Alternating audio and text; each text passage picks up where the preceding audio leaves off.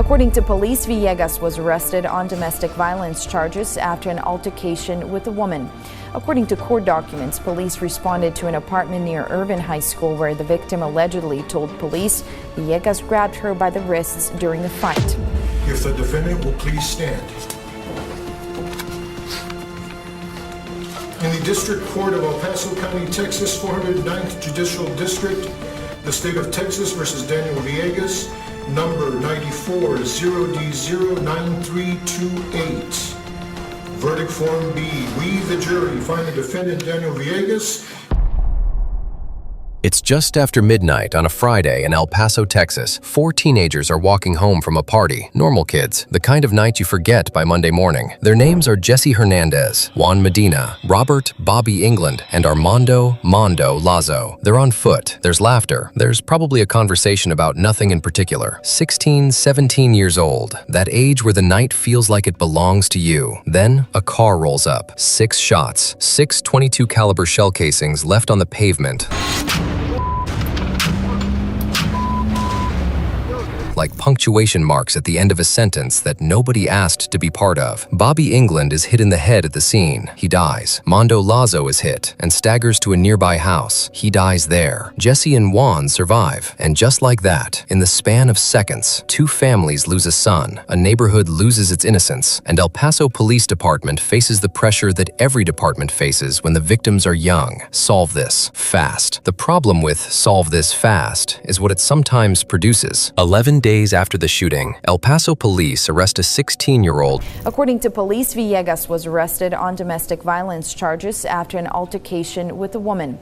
According to court documents, police responded to an apartment near Irvine High School where the victim allegedly told police Villegas grabbed her by the wrists during a fight. Named Daniel Villegas. He has no criminal record. He is a kid. He is brought in along with a friend, Marcos Gonzalez. There is no lawyer present. His parents are not called. He is placed in an interrogation room with a detective named Alfonso Marquez. What happens next is the kind of thing that has been documented, studied, and written about in courtrooms and law reviews for decades, but that most people don't believe until they see it happen to someone they know. A child, alone, exhausted, scared, with no legal counsel, in a room with an authority figure who tells him, in whatever way authority figures do, that it would be easier to just tell the truth. Hours later, Daniel Villegas signs a confession admitting to the shooting. He recants it within hours. He says he didn't do it. He says he was coerced. He says the words on that paper are not true. But in 1993, in El Paso, Texas, a signed confession is a signed confession, and that piece of paper will follow Daniel Villegas for the next 25 years. Let's talk about what justice is supposed to look like. In theory, the state presents evidence. The defense challenges it. A jury, made up of peers, weighs it, and the truth, whatever it is, rises to the surface. That is the theory. Here is what happened to Daniel Villegas. 1994, first trial. The jury cannot agree. 11 vote to convict. 1 holds out. A hung jury. A mistrial. Now, here's the thing about that one juror. We don't know who they were. We don't know what they saw that the others didn't. But one person in that room looked at the evidence and said, "I'm not sure." That doubt would matter more than anyone knew at the time. 1995, second trial. A new attorney is assigned to Villegas. Not appointed months in advance. Not given time to build a strategy. Assigned shortly before trial. His name was John Gates. By most accounts, he was not given the time or resources to mount a meaningful defense. The prosecution's star evidence? The confession. The signed, recanted, allegedly coerced confession of a then 16-year-old who had no lawyer in the room. But here's where it gets worse. During closing arguments, the prosecution makes a claim about the autopsy findings. They say Bobby England was shot 3 times. The defense doesn't challenge it. In fact, they stipulate to it. They agree. The autopsy says 2 shots. The prosecution uses this 3 shots framing to argue premeditation, intent, cold-bloodedness, and the defense lets it stand. The jury convicts. Daniel Villegas, 17 years old at sentencing, is given life in prison for capital murder. Daniel Villegas of domestic assault charges. As you may recall, Villegas is the man wrongfully convicted of a 1993 double murder.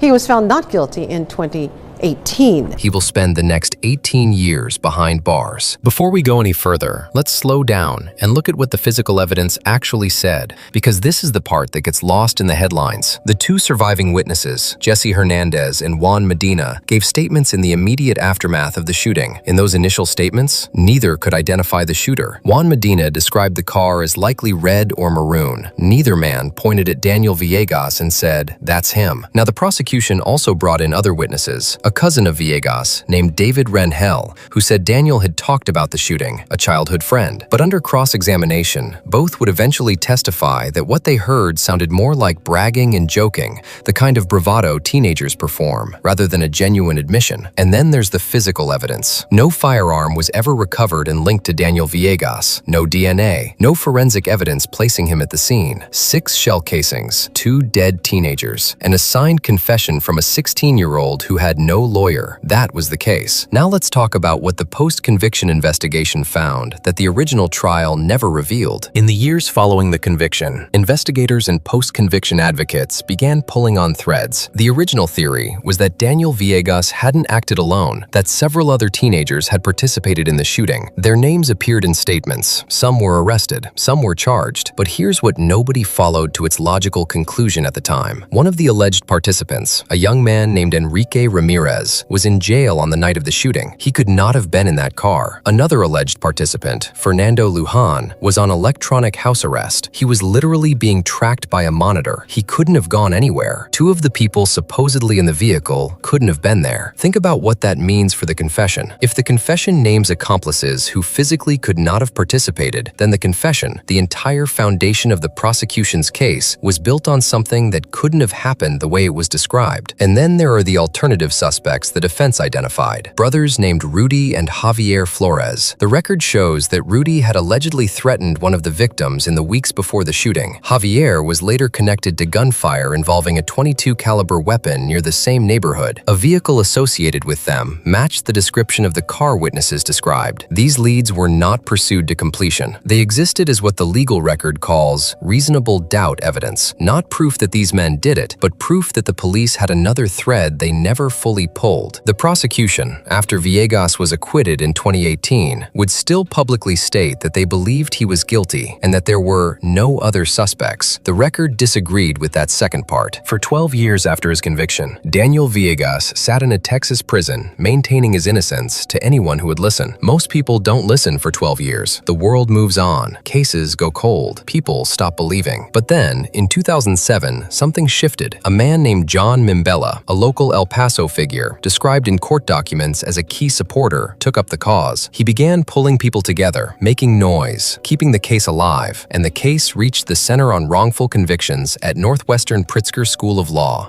one of the most respected post-conviction innocence organizations in the country. Attorneys Josh Tepfer, Laura Neirider, and Stephen Drizzen took on the case. These were not people who worked on easy cases. They built a habeas corpus petition, a legal challenge arguing that Villegas had been denied his constitutional right to a fair trial. The central argument, his 1995 attorney, John Gates, had been ineffective. He hadn't properly investigated. He hadn't challenged the confession. He hadn't done what a lawyer is supposed to do. The wheels of post-conviction justice turn slowly, but they turn. In September 2011, El Paso local news cameras were pointed at a courthouse for a different reason than they had been in 1995. New witnesses had come forward. Witnesses who said, under oath, that other people had committed the England Lazo murders, not Daniel Villegas. This was not a confession. This was not DNA, but it was something. Human beings willing to say, on the record, that the wrong man had spent nearly 2 decades in prison. The judge presiding over the post-conviction hearings was Sam Medrano Jr. On August 6, 2012, Judge Medrano issued a recommendation: grant Villegas a new trial. Not because he found him innocent, because the trial that put him away had been fundamentally broken. The recommendation moved up the chain. On December 18, 2013, the Texas Court of Criminal Appeals, the state's highest criminal court, agreed. The 1995 conviction was vacated. After 18 years, the verdict that had defined Daniel Villegas' adult life was thrown in the garbage. January 14, 2014, Daniel Villegas walks out of a Texas prison. He is 36 years old. He has spent nearly half his life behind bars.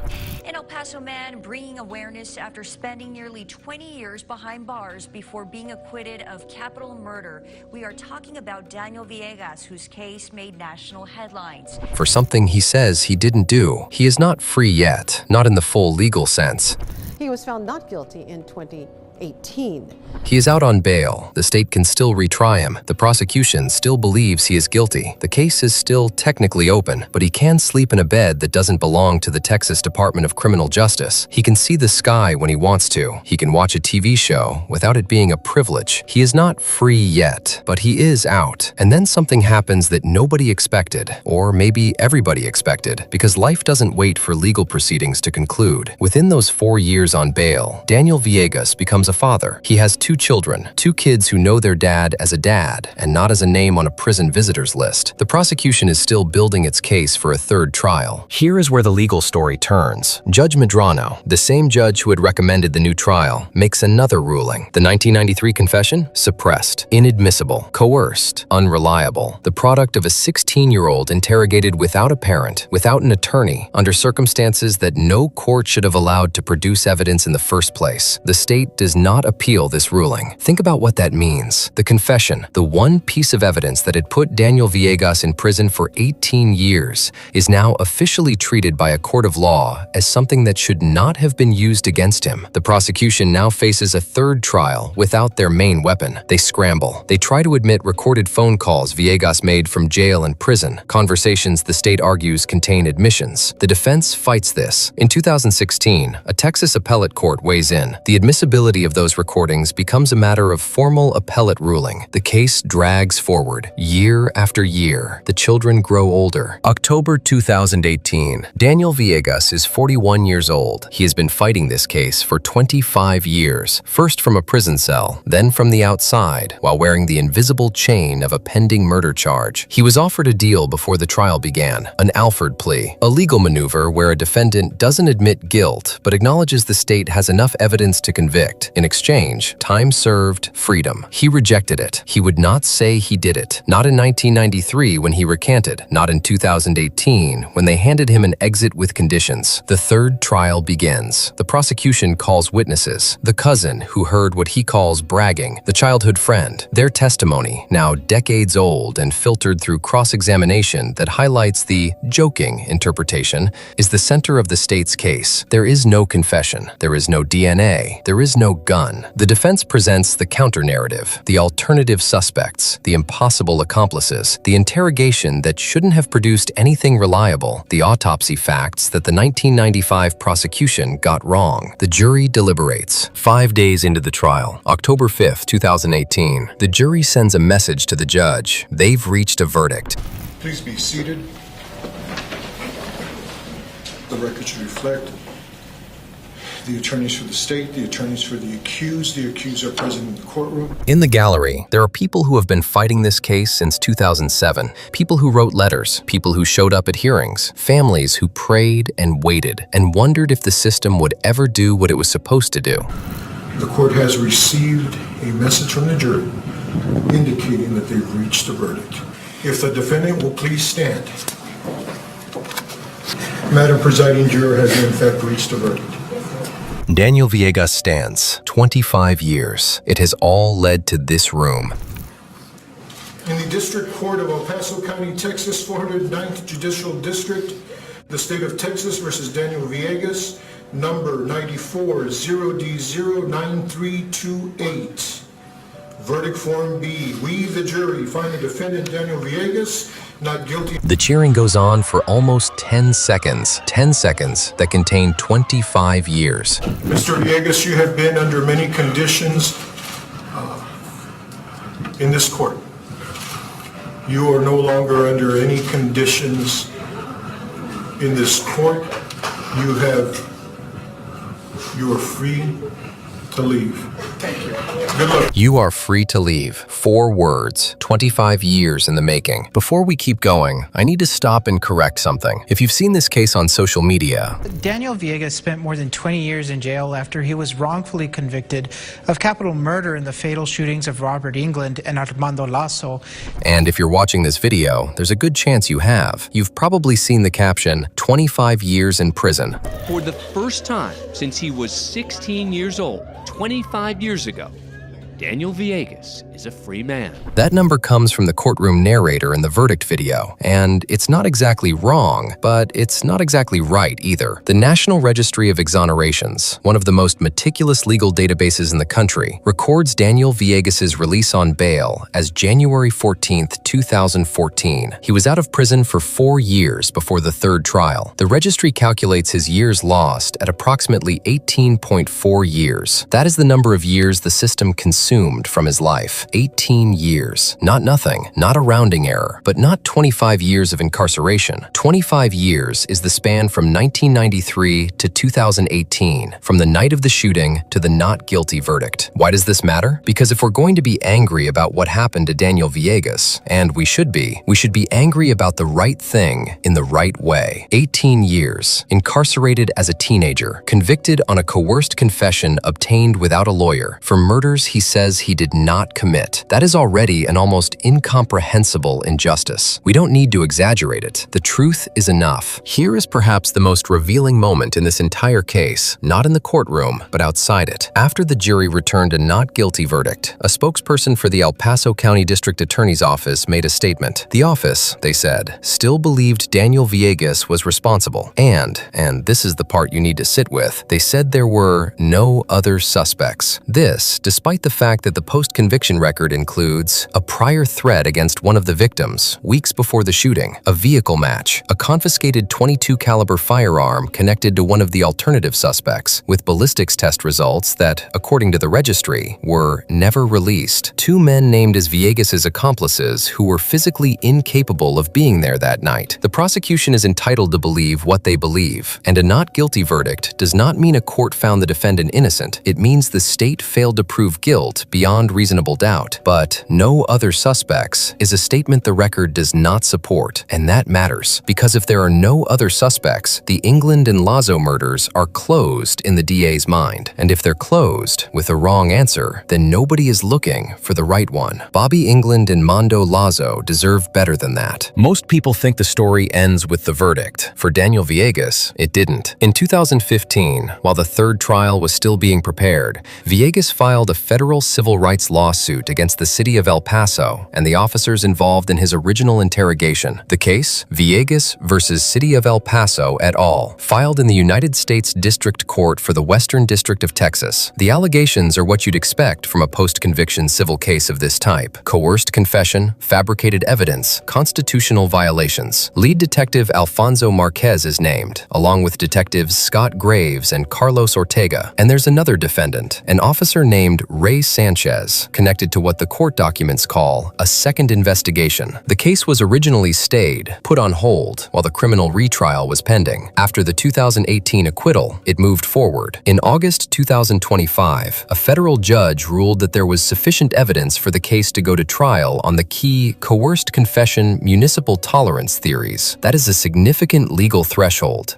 It means a judge reviewed the evidence and said a reasonable jury could find for the plaintiff. On December 9, 2025, the presiding federal judge, David C. Guadarrama, issued an order bifurcating the case. The claims are being split in two. First, the individual officer liability claims tied to the original 1993 investigation. Second, the municipal liability claims, the Monell claims, which argue the city of El Paso had a pattern or practice of tolerating this kind of misconduct. The second investigation claims, tied to Officer Sanchez, are stayed pending the resolution of an appeal before the Fifth Circuit. As of March 2026, that is where the case stands. Still moving, still fighting, still unresolved. 18 years in prison, 4 years waiting on bail, and now years into a federal civil suit trying to hold accountable the system that broke him. I want to take a step back from Daniel Villegas specifically and talk about what his case represents. Because Daniel Villegas is not a unique story. He is one data point in a pattern that is painfully well documented. The Innocence Project Project has documented hundreds of wrongful convictions in the United States. In cases where DNA evidence later exonerated someone, nearly 30% involved a false confession. 30%. 1 in 3 people exonerated by DNA had confessed to something they didn't do. How? How does that happen? The research on this is clear. Interrogation techniques designed to produce confessions, sleep deprivation, psychological pressure, the Reed technique, hours of isolation, are extraordinarily effective at producing confessions from people who are exhausted, frightened, and young. Teenagers are especially vulnerable. Their brains are literally not fully developed. The prefrontal cortex, the part responsible for long-term decision-making, doesn't finish developing until the mid-20s. A teenager in an interrogation room, told that confessing will make things easier, may genuinely not be able to evaluate the long-term consequences of signing that paper. Daniel Villegas was 16. He was alone. There was no lawyer. His parents were not called. The people at the Center on Wrongful Convictions, Josh Tepfer, Laura Neerader, Stephen Drizin, have spent careers documenting this exact phenomenon. Drizin in particular has written extensively about false confessions in juvenile cases. And yet in 1995, a jury still looked at that signed paper and said, that's enough, because a confession feels like truth. It feels like the end of a question, even when it isn't. Daniel Villegas is 48 years old. He has 2 children. He is publicly visible through his role as the plaintiff in the civil rights case. He continues to be a figure in El Paso's ongoing conversation about justice and accountability. In July 2024, he was arrested on a separate charge, domestic assault. Local news covered it extensively because his name carries weight in this city. In December 2024, a jury acquitted him on that charge. I'm not going to editorialize heavily on the 2024 case. It was separate from the murder case. He was tried and acquitted. That is what happened. But I will say this, when you spend 2 decades in the criminal justice system, even as the wronged party, you do not emerge unchanged. Prison systems are not rehabilitation programs. They are not designed to send you back into the world with the tools to thrive. They are designed to contain. What happens to a person who enters at 16 and emerges in some fundamental sense at 36? What does re-entry look like? What does normal look like when you've never had it? These are not questions with easy answers, and they are questions that every case like this one forces us to confront. There are 2 ways to watch the verdict video. The first way is as a triumph. The system worked, eventually. A man accused of something he didn't do was ultimately found not guilty. The jury did its job. The judge set him free. The American legal system, flawed and slow and brutal as it is, ultimately produced the right result. The second way is as a horror story wearing a happy mask. Because what does it mean that it took 18 years in prison to get there? What does it mean that the coerced confession of a 16-year-old without a lawyer was the cornerstone of 2 trials? What does it mean that the state, after losing, still said there were no other suspects, while a confiscated weapon sat with unreleased ballistics results? What does it mean that the victims' families, Bobby England's family, Mondo Lazo's family, may still not have the truth? The not guilty verdict freed Daniel Villegas. It did not give those families an answer. It did not return 18 years. It did not unsign the confession from 1993. It did not erase what a 16-year-old boy experienced in that interrogation room. Justice, when it arrives this late and this incomplete, is not justice in any meaningful sense of the word. It is the legal system doing the bare minimum after decades of failure. And Daniel Villegas' case is not a success story. It is a warning. On October 5th, 2018, a judge in El Paso, Texas, looked at a 41-year-old man who had spent the better part of his life in legal purgatory and said 4 words: "You are free to leave." What those words cost, in years, in childhood, in fatherhood, in the mundane everyday freedoms that the rest of us take completely for granted, cannot be calculated on any ledger. What those words represent, the confession that should never have been used, the trial that should never have proceeded the way it did, the alternative suspects who were never seriously pursued, is still playing out in a federal courtroom. The civil case continues. The ballistics results are still unreleased. Bobby England and Mondo Lazo still don't have justice, and Daniel Villegas is still fighting. If this case taught you anything, I hope it's this: a confession is not the truth. It is a document, and documents can be produced by fear. The England-Lazo murders, El Paso, Texas, 1993, still open in every way that matters. 4 words: you are free to leave. Most people will hear those words at some point in their lives, leaving a job they hate, a relationship that broke them, a city that never fit. But Daniel Villegas heard them for the first time at the age of 41, because at 16, a detective took those words away away from him, and it took 25 years to get them back.